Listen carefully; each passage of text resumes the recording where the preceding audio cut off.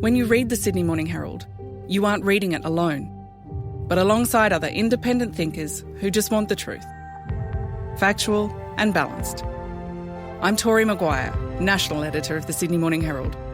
All our journalists and photographers work tirelessly to cover the news that matters fairly and comprehensively.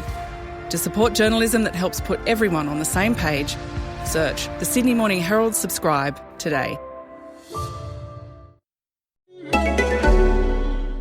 Life happens in ways that we don't always see coming. When it does, Bupa's got your back. Now, more than ever, Bupa is supporting your well-being, health at home and community more broadly.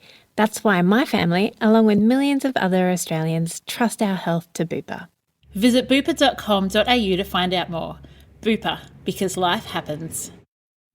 Hey, we just wanted to pop in before we start today's episode, just to let you guys know that this is an episode that we recorded pre-lockdown, pre-COVID-19. We recorded it back in February, but we did feel like it was a good episode to drop today regardless, but we felt like we needed to let you know that it is not an episode we've recorded with any of that in mind. Hi, welcome to the Art of Decluttering. I'm Kirsty Ferrugia. I'm Amy Ravel. And this week we are getting our Elsa on. Sing it for me, baby. Let it go, let it go. I can't sing. You had a good little vibrato there, though. Can't hold it back anymore. Oh, I wish we were recording the video of this. We just got like full musical theatre out of Kirst. Let it go. I don't have children that have watched Frozen a lot. Like, I think maybe we saw it at the movies when it first came out, and I don't think I've ever seen it since. Whereas I imagine a lot of parents would be happy to let it go. Yeah. But the reason why we're talking about Let It Go is because Owen Gray, our friend and often requester, he is always coming up with ideas for us and we're very thankful. He asked us to talk about the concept of letting things go and how that works in the internal space. So we thought, I'm often saying let it go. I'm also often telling people to get their Elsa on. So we thought, great, let's chat about this. Let's go a bit deeper. Everybody lets go of things differently, Kirst. Yes, they do. I'm fairly non-sentimental, as everybody knows.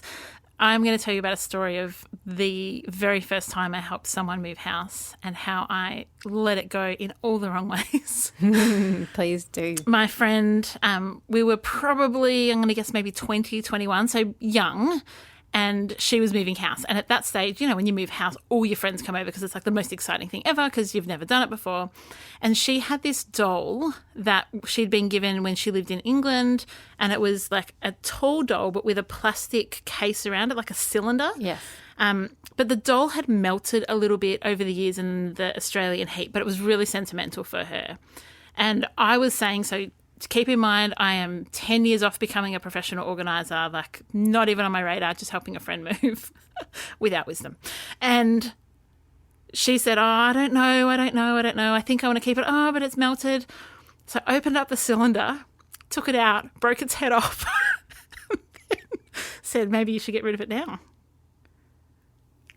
Wow. Yeah. And that story has solidified our friendship. Wow. And we often go back and go, oh my gosh, like what was I thinking? How lack of grace was that? How? Like, and what caring, was 20-year-old Amy thinking? I know. I'm sorry, at the 20-year-old time, Amy. Yeah, but at the time she's like, yep, that's right. Yep, let's get rid of it. So it wasn't like it, but it worked looking out back okay on the profession that I've since chosen, I'm like, oh my gosh, I broke every rule. But also looking back as a 39-year-old on a 20-year-old's actions, like you can. That's what I was like. Half a lifetime ago. I was like, oh, I have compassion for that, Amy, because she knew not what she was doing. Had no idea, and I guess I read the situation. Like my girlfriend thought it was funny and got rid of it and all the things, but all goes to show that different people let things go differently, but it's not our responsibility to make people let things go. We, as professional organisers, will never force you to get rid of anything unless something has mould on it, in which case we strongly influence you to get rid of it for your health's sake. Correct. Yes. And yes, so just be assured, all you listeners, that Amy no longer rips heads off sentimental dolls. No, I do not, and I never will again. Have you got a story at all of times when you've helped someone let go of something and later, or got rid of something yourself, and it's been unorthodox? I will give it some thought. Excellent. Come back to that. So I came at this topic with the thoughts of different personality types because exactly what Amy was saying, that we all come at letting things go differently. And here is one of the frameworks. There's many frameworks that you can work through for personalities, but here is one of them, which is based on my fave, the Enneagram.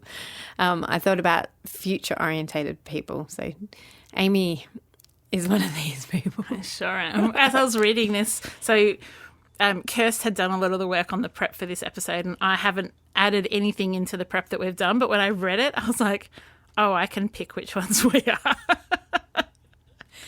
Yes. So tell us what it looks like to be a future-orientated person in your personality when it comes to clutter and sentimental items.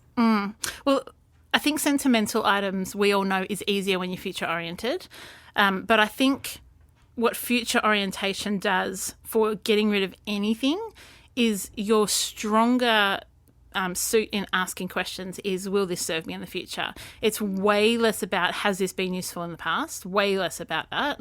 And so much more about, can I see myself using this? Does future Amy want this? Is this going to become outdated? Do I have the storage space for this? And it's all about what will come.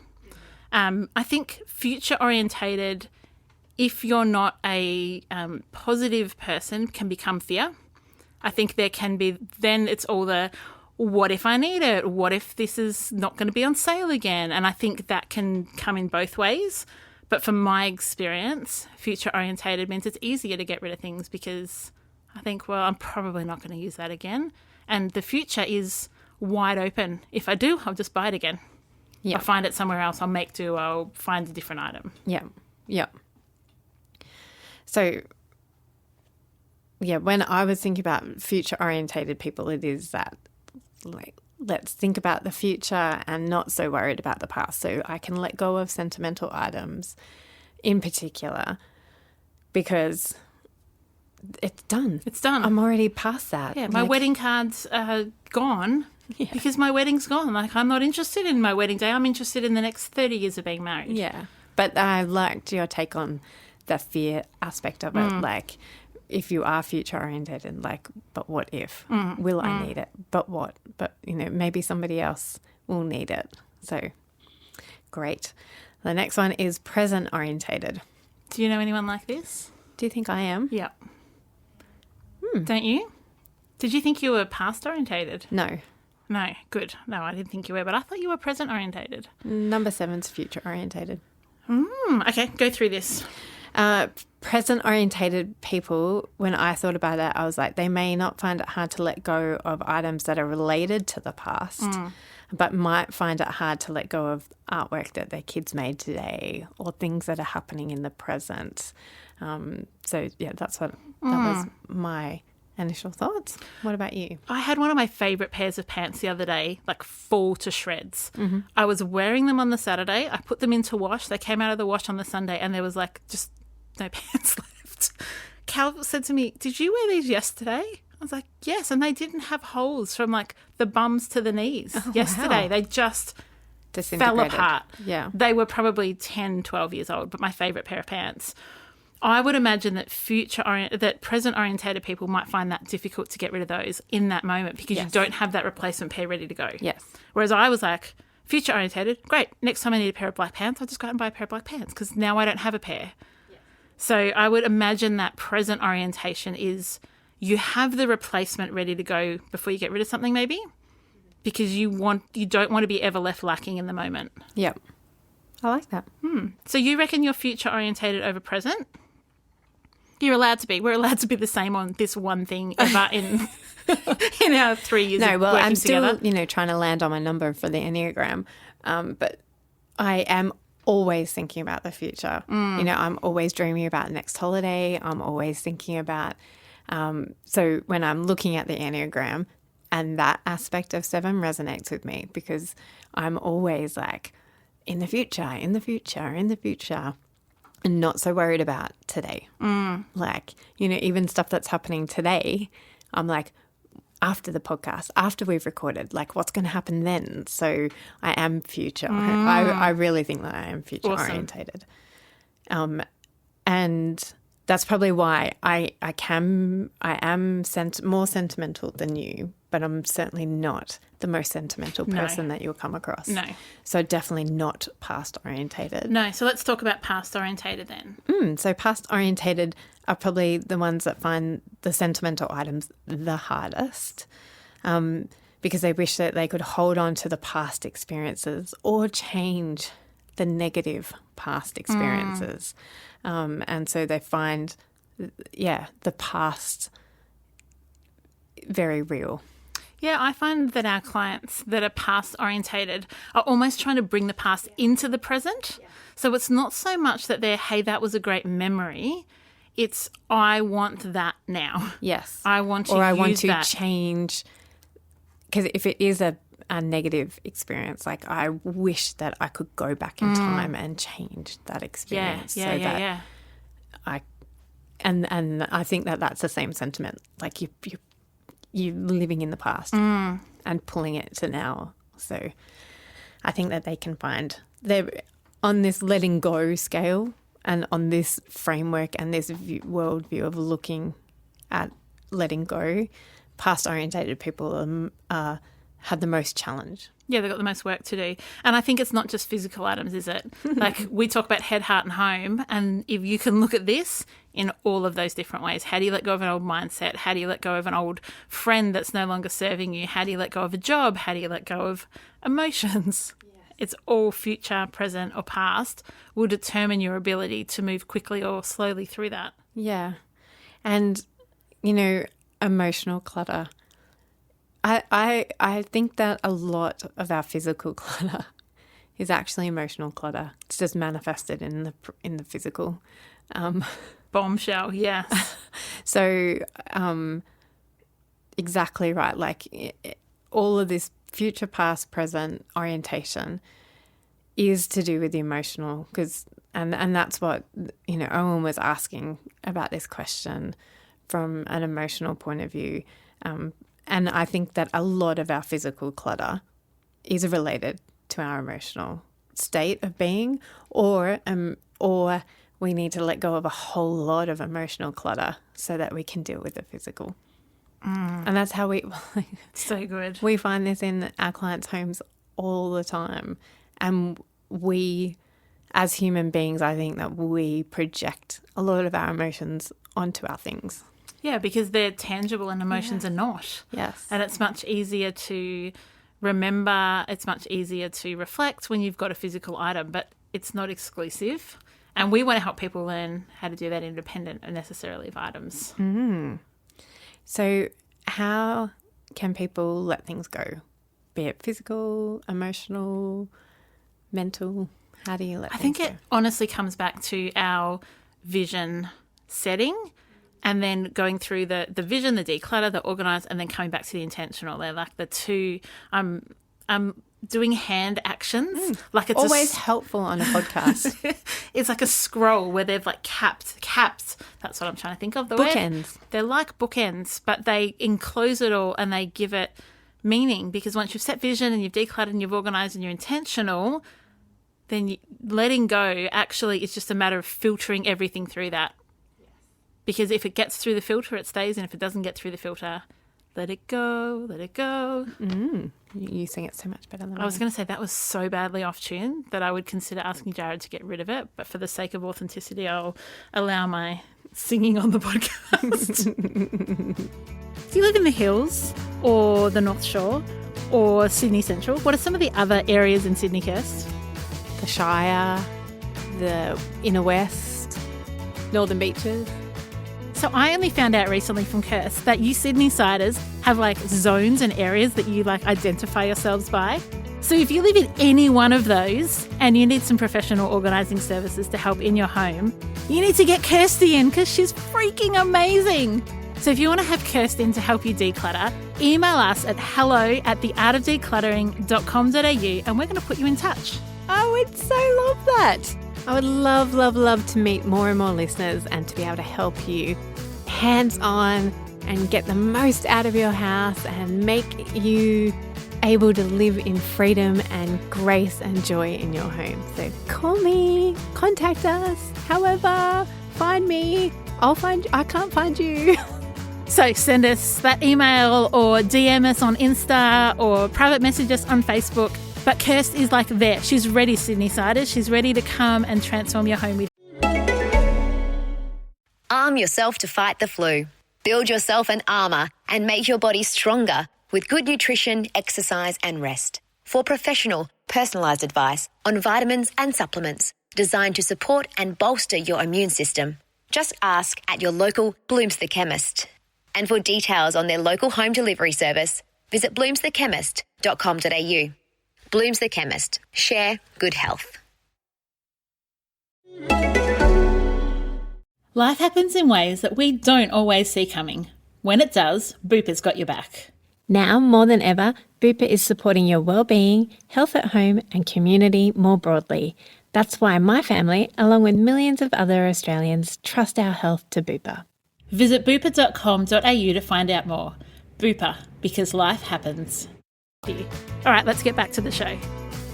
So what are some internal conflicts that come up when people are wanting to let go of things? I spent good money on it, Kirst. That dress cost me $150. Only $150. Wow, what a bargain. I didn't even wear it to the wedding that I bought it for. Because you bought 3 others? Because I changed my mind on the day.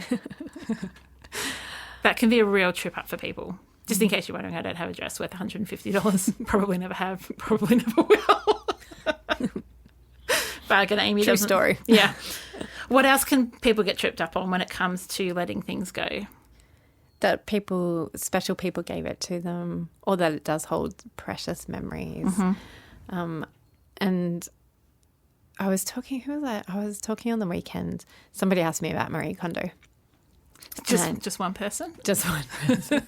They were new business acquaintances and were like discovering what I do. So they're like, and asked me my opinion of Marie Kondo. And I said, one thing that we do differently to Marie Kondo is because of her Shinto practices, she imbues personification of things. And that's not our beliefs. No. So I was saying that for some people, and probably for past-orientated people in particular, that imbuing physical objects with a personification, it makes it just so much harder. It makes it harder to let go of it. Yeah. And so I totally understand why Marie Kondo does that, and I totally think that that's really helpful and useful for some people. I don't think it's particularly helpful or useful for people who are past orientated and people who are very sentimental, because when you personify an object, so give it a personhood, then that's really so precious. hard to get rid of things once you've personified them. Yeah. The personificationing of objects is not necessarily conducive to decluttering. No, it is not.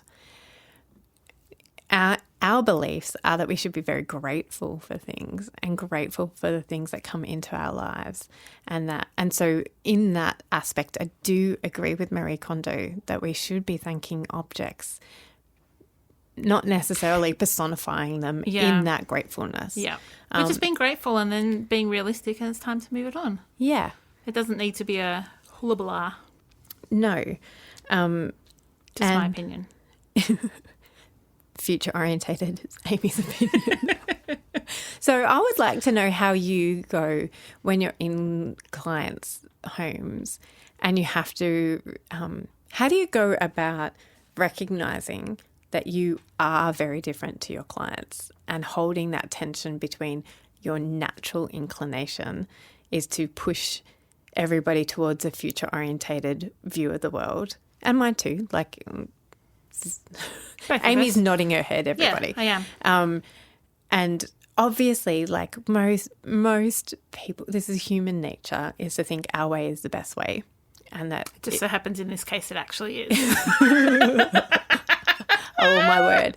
So how do you live in that tension between honouring the person and their view of the world, but also seeing that their view of the world is keeping them stuck in their decluttering process? I think this whole thing can be taken back to the moment that you and I decided we weren't just professional organisers, we were declutter coaches. Because we coach people. We're not life coaches. In the episode, we're not, but we do. Mm-hmm. We're not life coaches, but we do. Life coach, because what we're doing is not trying to fit everyone into our framework, our beliefs, any of that. We're sitting with people and what do you want to achieve and how do we help you get there? Yeah. Now, I think one of the biggest keys that you and I use is question asking. We ask a lot of questions in sessions, so many questions, because I think that helps other people understand their own inner motives. Mm-hmm. And it's not me saying, I don't keep any of that, you shouldn't keep any of that. It's asking questions, sharing experience. I think sharing options is really important. So, for instance, the wedding cards, just, why have you kept them? Do you want to keep them? What's in there that's so special? And then offering an option. I don't have my wedding cards. Do you think I don't value my marriage because I don't have my wedding cards? No? Okay. Well, then it just helps people come to those realizations. So we ask a lot of questions, but we also coach. It's really about what our clients want to achieve and how do we help them get there. Yeah. And that's why, like you said, it comes back to setting vision and being intentional. So what are some of – and professional doing decluttering is a real internal journey. It is so it takes work to really uncover what's really going on. If you want to do the deep work. Yeah. If you just want to do a surface level declutter, you can do that on a Saturday afternoon, not having given it thought. But if you want to do the deep dive and if you want to change your lifestyle and become intentional and get that freedom, it does actually require mindset work. Yeah. And if you're getting stuck on letting things go, then that's when that's where the deep work comes in, because it's actually trying to figure out what's going on for you. Like, why is this challenging for you? And why, asking all those why questions. Like, okay, so this is sentimental. Why is it sentimental? Okay, you've told us why. So why, yes, it's sentimental. And so your grandfather gave it to you and you really miss your grandfather. Okay, what else have you got from your grandfather? Okay, and what memories do you have of your grandfather? And what photos do you have of your grandfather? And trying to think of other ways that, and like as you said, so giving suggestions on other ways that we can honour that memory of the grandfather without keeping a melted doll. You're never going to let me live that down. I did question whether I should share it. But no, we're all about sharing our good strengths and our character flaws over time. Yeah. And I wasn't having a go at you. I was talking about, like, that is an object that her grandfather may have given her, and that's why it was sentimental to her. I don't know. You know the story really, but yeah, and digging into, and that, like Amy said, that's what we do in every question. And we're like, every session, we're like 2-year-olds, but why? But why? But why? I love it when we get to know clients so well that we know their responses to things. Someone said to me the other day, she said, I feel like we're really vibing. And I was like, yeah, because I'm getting to know you and I know what your values are. I know your intention. I know your vision. And I'm able to help make decisions as if I were you. It's awesome. Kirst. Amy. How do you think it goes? You know how we take people's donations away for them? Do you think that always helps people let it go? Or do you think that there's time when the physical act of taking things to the op shop is really important? Do you think that plays a role in all of this that we're talking about? I think that for some people, that it could definitely help for them to take their objects themselves. But I would also maybe flip that and say, okay, the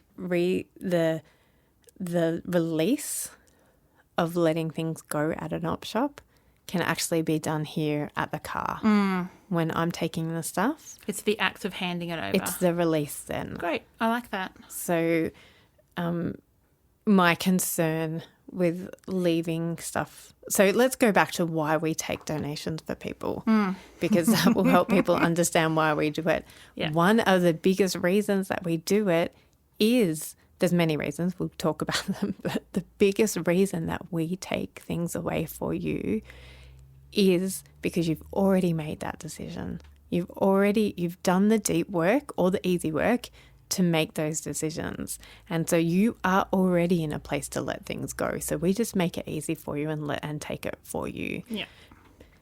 We're trying to also reduce that mental load. Yeah. Of you having just one more thing Yes. to do.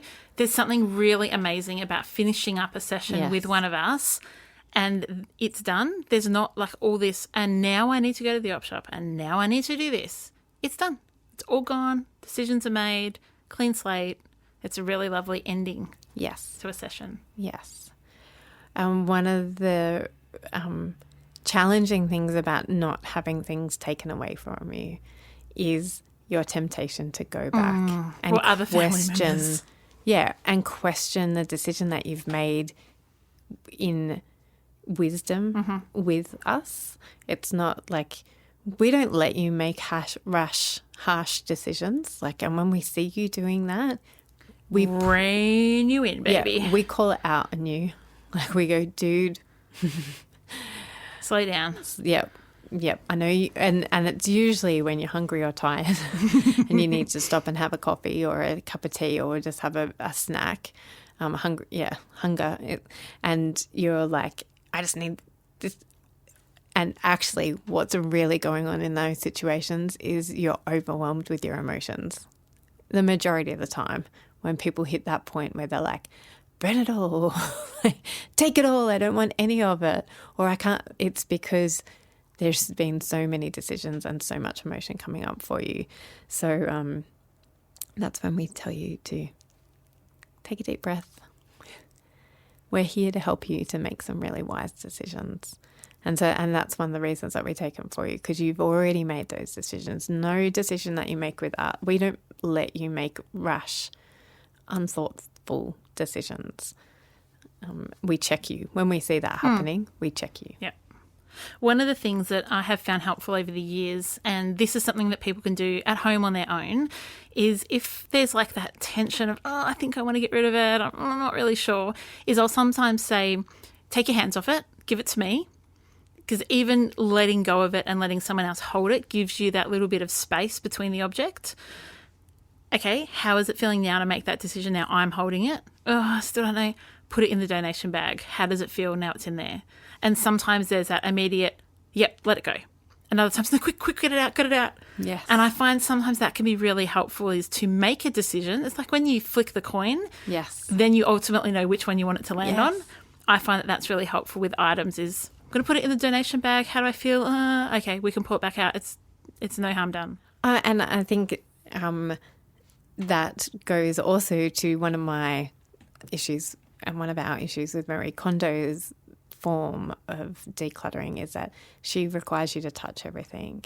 And I think that touching, and look, don't get me wrong, we want you to have a look at everything in your house, but you don't necessarily have to touch everything, because the act of touch, we're physical beings. We're created to touch, and we're created to get connection through touch. So if you touch an object, you're more likely to be connected to it. Way more likely to keep it.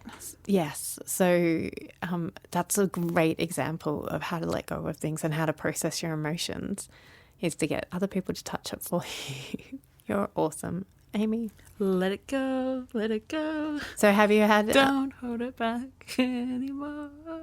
Good job. No, Stop okay. now. Yep. Jared's giving me stink eye through the cameras. I didn't say I was a singer. I just said I was going to sing two very different things there. Okay, what about processing those emotions afterwards? After the things have gone? What do you think? I find this a hard one. Yeah. Why do you find it hard? Oh, wow. She's laughing so hard, friends, that she's snorting on her mic. Would you share with us, Kes? No. You can read my mind. Some of the listeners might be able to read my mind, but I don't actually need to voice it. I find it hard. So I've lost her. She's been up since 4:30 this morning. I've lost her. I find it hard because I feel like there's closure, and I am so future-oriented that once I've made a decision, I very rarely question myself. Make the decision, move on. Next decision, move on. Next decision, move on. And so I find it difficult to understand when people might send you a text and go, did we get rid of blah, blah, blah? And it's only happened so few amount of times in both of our careers that it's not a reason to not take things away. It's maybe happened 2 or 3 times in our combined 13 years experience. Yeah. One of the questions I do ask people, so Friday I was with a client and I'd been with her the Friday before, and she said, I can't believe how much my study has changed. Like it's unbelievable how much we got rid of because we filled the car twice, both Fridays. And I said to her, can you remember one thing we got rid of? She's like, I was like, how? Like, we emptied a whole room of your house to the op shop. And she couldn't remember one item. So I think if you are someone who is feeling like, oh my gosh, it's all gone, try and think specifically, like, what actually are you missing? Or do you just feel a bit naked? Or does the room sound a bit echoey? Or you've had comfort from your stuff for so long that all of a sudden you feel insecure. Rather than all those emotions have come up and exactly. you're not sure how to process those emotions. Just call Kirst. Oh, yes, you can call me. But you can also call Amy. She is very compassionate. She's just future orientated. So future orientated. I think just before we go there, I wanted to encourage people to go and listen to the Judgement episode because we talk about other people's judgment, but we also talk about our own judgment of ourselves. And I think in this aspect of letting things go and learning to process your emotions that come up and process why it is that you're so resistant to letting something go, that some of that can be our own expectations of how we would adult when we finally got there. Yeah, I really like that. But sometimes it can be other people's judgments on us. So it's an excellent episode to go back to. Yeah, highly recommend it. Yep, one of my favourites actually. We were vibing. That was such a good episode that day. Almost as good as this one. Yeah. I would love to get to the point, Kirst, where we have so many iTunes reviews we have to read 2 every episode. Oh, that would be cool. So listeners, your job is to get onto iTunes and leave us a review that helps us to get trending and get other people helping to find our podcast. It encourages us. It encourages others. So please, today, can your job be to go and leave us a review? 5-star review, even better. And if you haven't already joined our Facebook community, we would love to talk to you over there. Come in and do #LetItGo or #podcast. Just come and chat to us about this episode. You'll see social media posts about it anyway. But the podcast, our Facebook community, it's called the Art of Decluttering Community, is a beautiful, beautiful place to come and hang out with us and share your wisdom of how you've let things go and encourage others who are learning to let things go as well. We'll see you over there during the week. Yeah, and we hope you have a beautiful week. We can't wait to hang out with you again next week. Bye. Bye-bye. Thanks for joining us. If you've learnt something awesome today, we'd love you to leave us a review on iTunes or Facebook so others can find our podcast too. Don't forget you can see the show notes in your podcast app or over at our website artofdecluttering.com.au. So if there's anything you want more info on, check it out there. If you'd like to join our supporter community, you can do so over at patreon.com/theartofdecluttering. We hope you have a great rest of your day and enjoy the freedom.